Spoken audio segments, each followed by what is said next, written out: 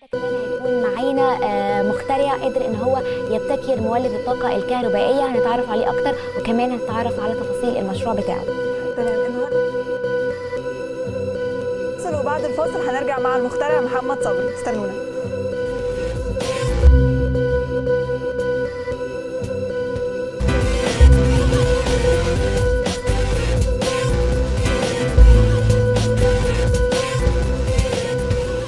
انقطاع الكهرباء من اكبر المشكلات اللي بتواجه الشعب المصري خصوصا في الفتره دي، ولكن طبعا زي ما انتم عارفين الحاجه ام الاختراع، عشان كده النهارده معانا مخترع قدر ان هو يخترع مولد كهربائي عشان يقدر ان هو يحل المشكله دي. معانا النهارده محمد صبري، اهلا بيك. اهلا وسهلا محمد. انت عملت حل فعلا لمشكله قطع الكهرباء؟ تمام. طب ما تكلمنا عن المشكله دي وعملت ايه؟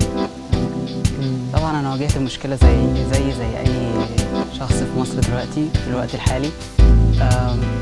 كنت درست المولدات الموجوده والتكلفه بتاعتها والاداء بتاعها واستهلاكها وقارنتها دلوقتي طبعا بتاع الكهرباء وكده، ودي كانت مشكله بالنسبه لي جامده شويه بالنسبه للمذاكره وكده. والمذاكره ودرست وعملت يعني انت في سنه كام؟ كلمني عن في سنه واحده.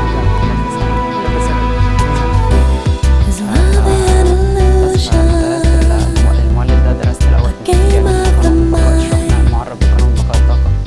طبعا قبل تفاصيل الاختراع بتاعك عايزه اعرف ايه قصتك بقى مع الاختراعات ومن امتى حبك للاختراعات؟ هي كانت المرحله الابتدائيه كانت بواجه مشكله وابدا اقدم لها حل طبعا.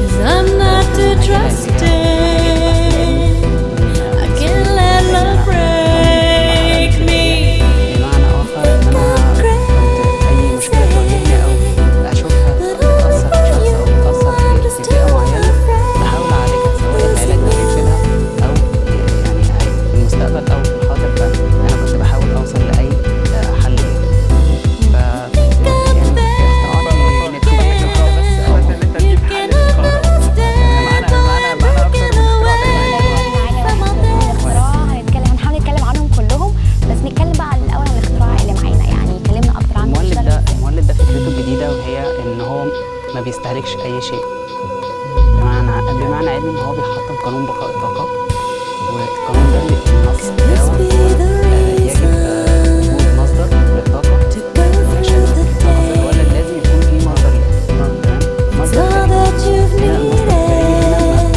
الصندوق ده ما بيحتاجش اي حاجه، ولا بنزين ولا سولار ولا غاز طبيعي ولا شحن ولا طاقه شمسيه ولا هواء، بيشحن نفسه بنفسه.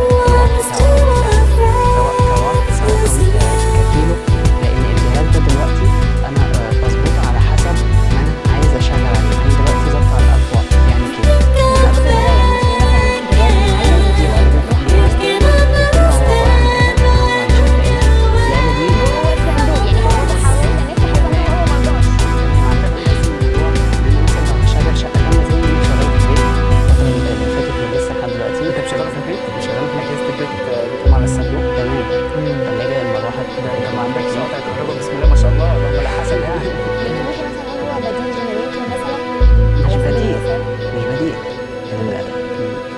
مش بديل تطور تاني، تطور مثلا الاستهلاك تاني، ده بتاعه فكره تانيه غير تمام. الاستهلاك، الفرق ان ده ما بيستهلكش حاجه. الغرض منه اساسا ان انا مثلا لو هستخدمه في مكان مفيش ليه مصدر خارجي، سواء مثلا بعيدا عن الشمس او كده، ممكن استخدمه في صحراء لسه ما وصلش فيها كهرباء، لسه ما وصلش فيها اللي هي الاحتياجات المنزل، الاحتياجات يعني العاديه. انا قربت اقول احتياجات المنزل كمان. يعني انا قربت اقول ان الجمهور هيقول عليا مجنون لو قلت لك ان انت بتحاول انك تولد كهرباء من العدم، من لا شيء. من لا شيء. من لا شيء، بمعنى من لا شيء موضوع ده كبير. اللا شيء ده في شيء فعلا جوه الصندوق، لكن الشيء ده بيغذي نفسه بنفسه. الدوائر الكهربائيه للكيلو تمام. ده انت دخلت في تفاصيل التفاصيل. انت من خلال الجهاز ده بتنتج بس كهرباء ولا حاجه تانية بتنتجها من خلال الجهاز؟ لا، كهرباء بس، ده خاص بالكهرباء بس. طب انا يعني قال لك ايه على عينك يا تاجر، احنا نصدق لما نشوف. يعني ما تيجي ننور لنا كده. حاسب احسن الكهرباء. ده وش كده خلاص كده كهرباء جت كده. هو بيخرج 220 فولت 1000 واط. احكي لنا بقى ايه اللي بيتم داخل الصندوق، يعني بعد ما ولعنا اللمبه ايه اللي بيحصل جوه دلوقتي؟ دلوقتي؟ انا دوست على زرار افراز الالكترونات الحره، او ده يعني ده مصطلح انا بحب اطلقه على الالكترونات الحره. انا حجاني. طب ايه اللي جوه؟ طب هو احكي لنا اللي جوه تمام. هو حضرتك الزرار ده مش هتقول، قررت مش هقول. طيب الزرار ده ايه بقى؟ هو اللي بيولع النور. ايوه تمام، هو اللي بيدي الامر للالكترونات الحره انها تخرج، انها لكن تشتغل. في زرار تاني وهو زرار الشحن. انا حضرتك قبل ما اشغل اللمبه دلوقتي، هي اللمبه الموفره دي، قبل ما اشغلها هو فعلا كان بيشحن نفسه. وقت ما يشحن نفسه ذاتيا بيدي صفاره مستمره ومتردده، ده برضه على حسب الايه ان هو حاجه. هي انا عاملها عباره عن سرينه، يعني حاجه بسيطه يعني عشان برضه ما يبقاش فيها ازعاج او كده. وكمان لان انا ماشي فيه في طريقه تطوير وكده، لان انا ما بحبش اثبت حاجتي محل سر. طيب بمعنى بقى ان احنا لو عندنا جهاز زي ده في البيت مش هندفع كهرباء، هنوفر على نفسنا كهرباء. لو مش هندفع كهرباء، يعني لو هنلغي العداد، هو ممكن نلغي العداد فعلا. هو يا جماعه عفريت في الصندوق عفريت. رائع جدا. تمام. اتفضل يا محمد كمل. بس فهو لا هنقفله، هنقفله بقى. هنقفله. طب هو مش بيستهلك اي حاجه؟ ما بيستهلكش اي شيء. خلاص يا حلمي. عفريت والله في عفريت.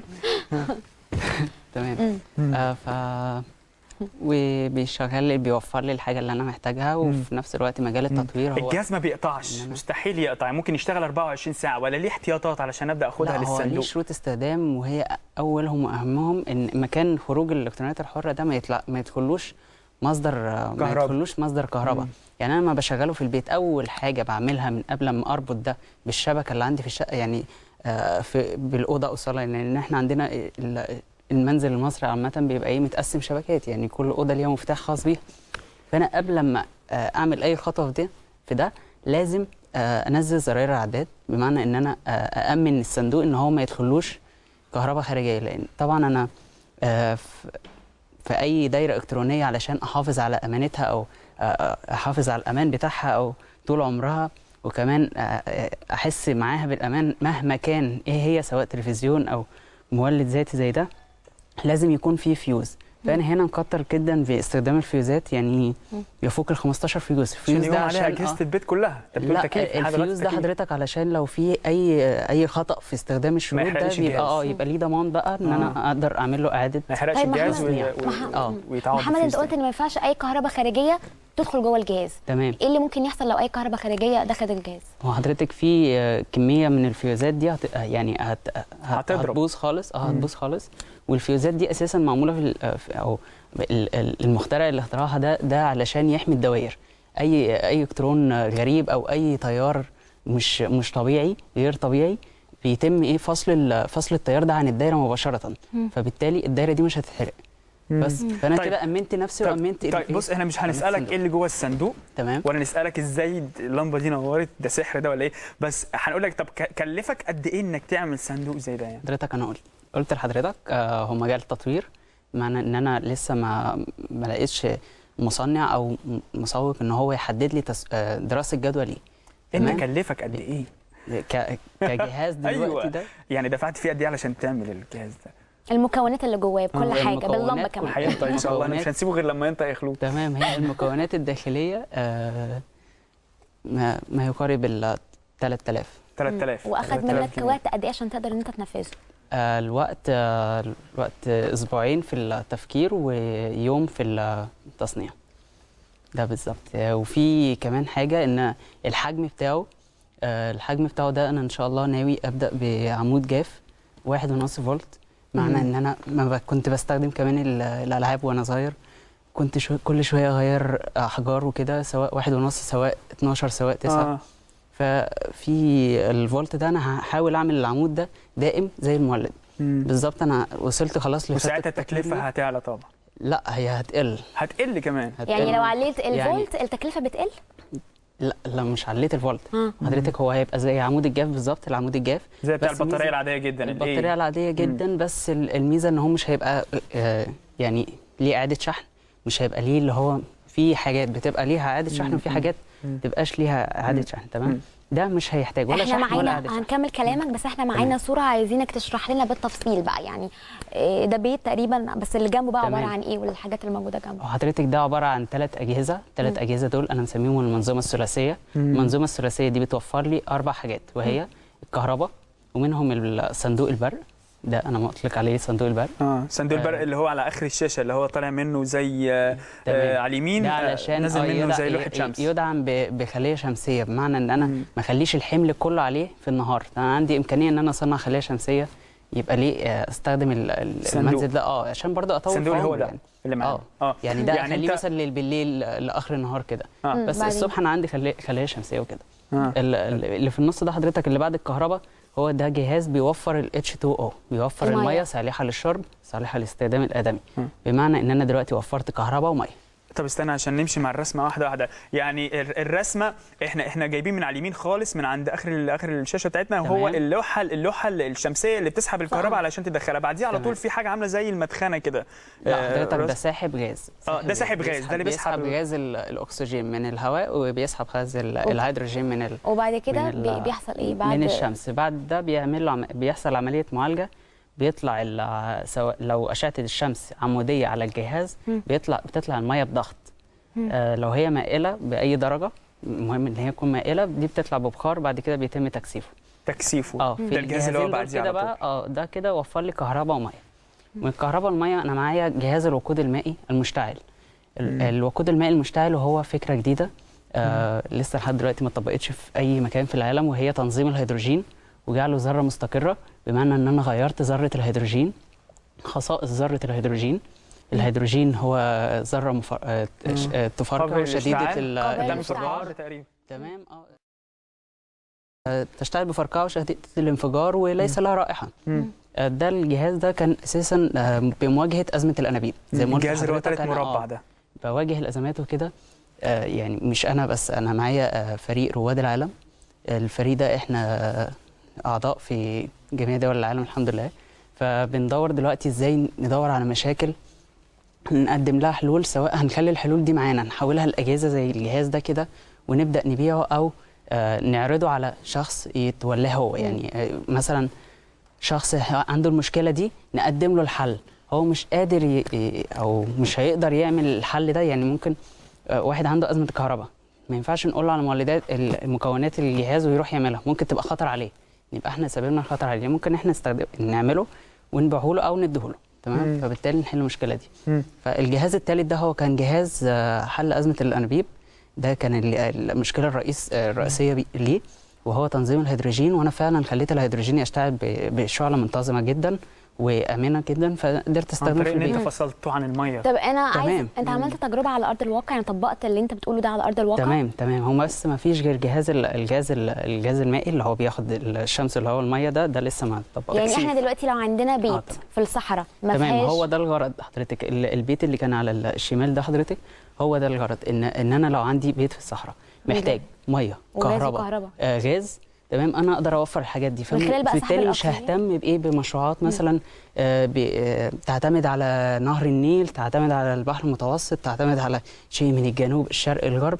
فانا بالتالي اقدر اعمل نقطه مركزيه تقدر تطلع لي الحاجه دي، مش من ابار ولا عيون. انا بطلع الحاجه، يعتبر الحاجه الوحيده الحاجتين اللي هم بيستهلكهم الكهرباء والميه والغاز في الرسم حضرتك. مش محتاجه انا الحاجات دي ولا محتاجه بس علشان الاختراع بياخدوا حاجتين بس. الشمس والهواء.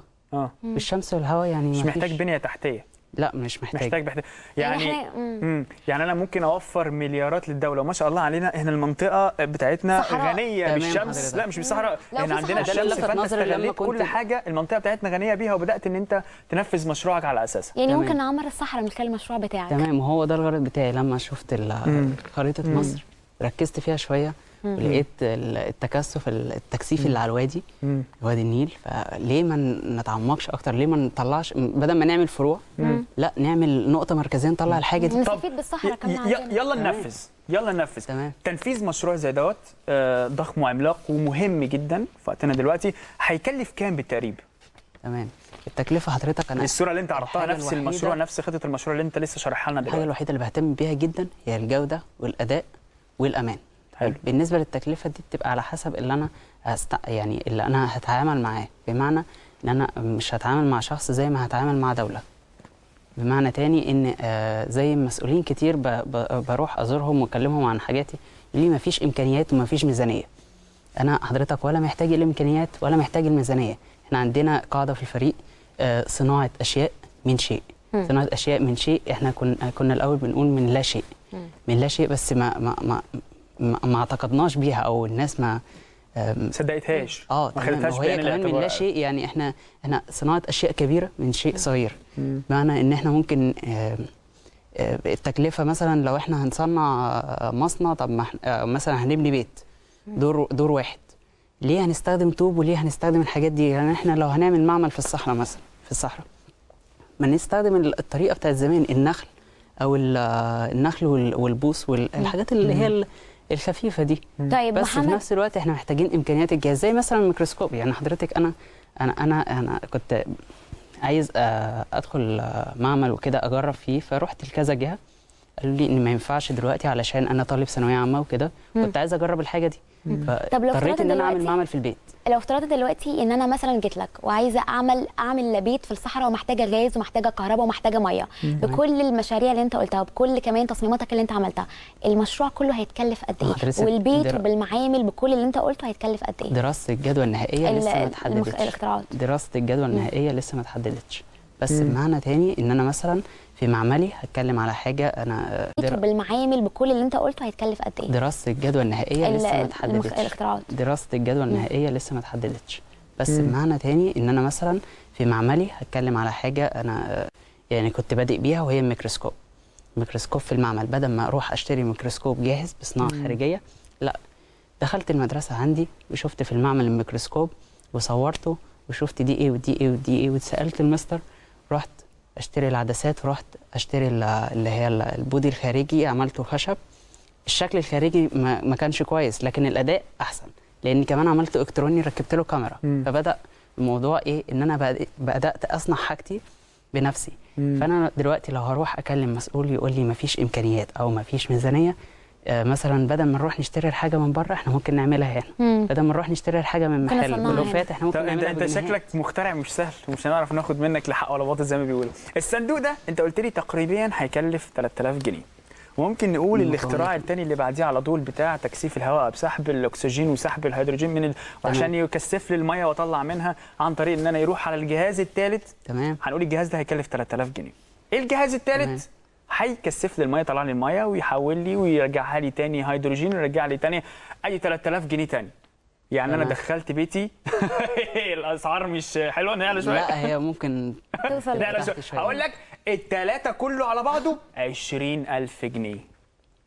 تمام. بس هل يعني لو هيكلفني فعلا 20000 جنيه هو ممكن يعيشني بقيه حياتي ان انا بستخدم كل ببلاش تقريبا، يعني كهرباء ببلاش وميه ببلاش ببلاش 20000 جنيه بس مره واحده بدفعها وخلاص. تمام بالظبط كده. وده برضه في المولد. يعني انا لما اجي اعمل حاجه زي كده كمنتج ده مش يعني حضرتك هتشغله وتنساه، مش هتشوف يعني كميه اللترات البنزين ده اللتر فدي نروح نشتري تاني، لا ده في ازمه وقود، لا ده مش عارف في ازمه شحن، واحد يروح يشحن المولد يلاقي النور قطع ما يلحقش يشحنه ما يلحقش يشتغل. كل ده لا، هو هيشتغل مع نفسه هيوفر لك اللي حضرتك عايزه بس. يعني من خلال المخترع محمد صبري اللي معانا النهارده منورنا في عز الشباب، وانا فخوره جدا بيك. جدا، قدرنا ان احنا نحل مشكله الغاز، وقدرنا كمان نحل مشكله الميه لكل بيت مصري، كهرباء وغاز وميه بمبلغ يعني ممكن نقول فعلا ان هو بسيط. وحضرتك ممكن كمان يكون مركزي، يعني ده مش حاجه كمان شخصيه. يعني انت ممكن تعمله على شكل اكبر بكتير ويدي لا اكبر واصغر. يعني انا ممكن ابدا بعمود جاف لحد حاجه زي مثلا ما بنشوفها في اللي هي في الافراح وكده، حاجات كبيره جدا دي. دي ممكن ابدا من الالف للياء زي انت مخترع خطير. لا كمل. فبس فهو دي النقطه، اللي في الاحجام تختلف. الاداء بس انا بهتم بيه هو والجوده والامان، لان ده سالني كتير قوي، ده هو امن؟ طب هو جودته هيشتغل قد ايه وكده. وكمان في ميزه ان اللمبه الموفره دي هي بالنسبه له مش موفره، بالنسبه له هي بتساوي الحراريه اللي هي الحمراء، يعني الاستهلاك موحد. انا فخور بجد، انا فخور جدا ان انا قاعد معاك. كملي يا خلود، اتفضلي. طبعا المخترع المصري محمد صبري، بشكرك على وجودك النهارده معانا، ومن خلال اختراعك قدرنا ان احنا نحل 3 مشاكل، وهي من اكبر المشكلات اللي احنا بنواجهها في مصر، كهرباء وغاز وميه. ميرسي جدا ليك، وبشكرك على وجودك النهارده معانا. واحنا دايما في عز الشباب بنتمنى كل المخترعين، وبنتمنى كل الافكار اللي بتخدمنا وبتخدم كل المصريين. لو في اي اختراعات تواصلوا معانا على الفان بيج بتاعتنا. برنامج عايز الشباب على روتانا. دي حقيقه، احنا اللي كان لنا الشرف، ان انت كنت موجود معانا النهارده بجد، ولازم هتشرفنا تاني في اختراع جديد من اختراعاتك ان شاء الله طبعا. وما لحقناش نتكلم على ال 31 او ال 32. بص الليسته قد ايه، 31 اختراع. وده شاب مصري مبتكر ومبدع، ومجرد انه اطلق العنان لتفكيره طلع الحاجات ديت. فلازم نهتم بكل المخترعين، بكل المبدعين. واختراعه اللي قدامنا هو ممكن يحل مشاكل مصر كلها. عندك ازمه مرور، اهو فكر لك هتطلع الصحراء، طب في الصحراء مش هلاقي، اهو اوجد لك الكهرباء، اوجد لك وعندك ميه وعندك غاز وعندك معيشه، اسلوب معيشه كامل هيبقى في الصحراء. نتمنى ان شاء الله رب العالمين الساده المسؤولين يهتموا بحاجه زي كده، وينموا من المخترعين الجمال دولت، وينفذوا مشروع كبير زي المشروع ده. بجد متشكرين جدا.